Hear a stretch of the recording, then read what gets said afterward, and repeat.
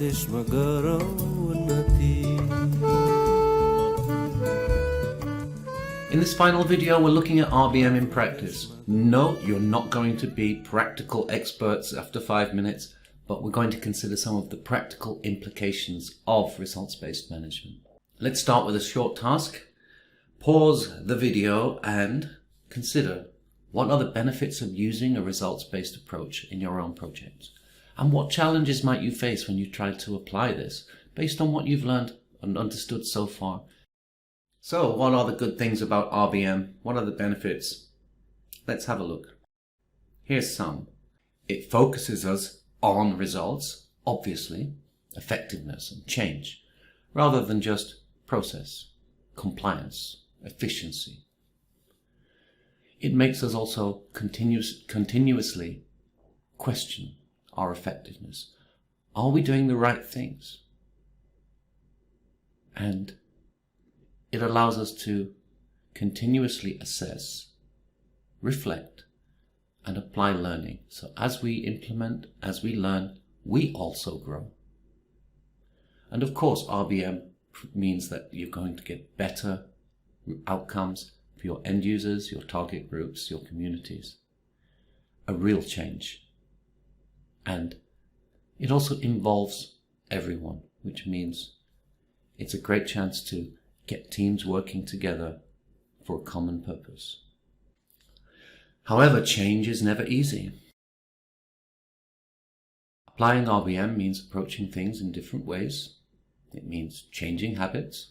And I think we all know habits are hard to change. I'm sure you have some habits that you would like to change and you just can't let them go, even bad ones.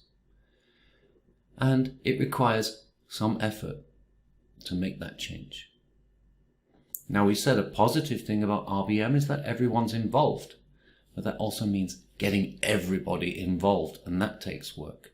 So it's not just the managers or the M&E responsibility. Everybody has to be involved in RBM or it just won't work. That means we have to apply it consistently at all levels. Not just managers, M&E people and so on, but also field staff and extension workers. It may mean extra work for people who may already be undermotivated and underpaid perhaps, especially if you have government counterparts who already find that your project's requirements are creating them extra work.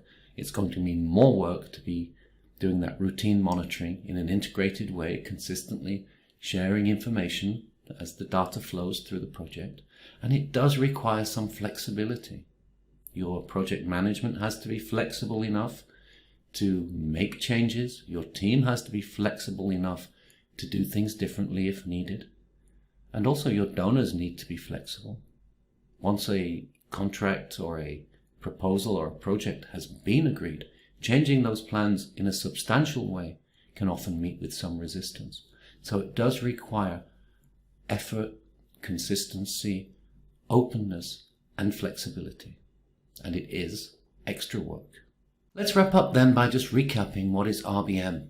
It's used by donors and NGOs for better effectiveness, better change. And the key elements of results-based management are about having clear and measurable results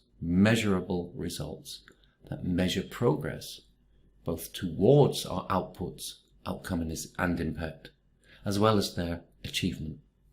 That means we do need systems to collect data on results and to regularly compare those results to targets, evaluate periodically, and respond to the information that's collected.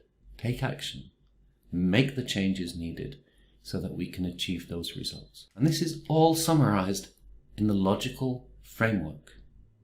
And in the next section of this course, we're going to have an introduction to the logical framework approach.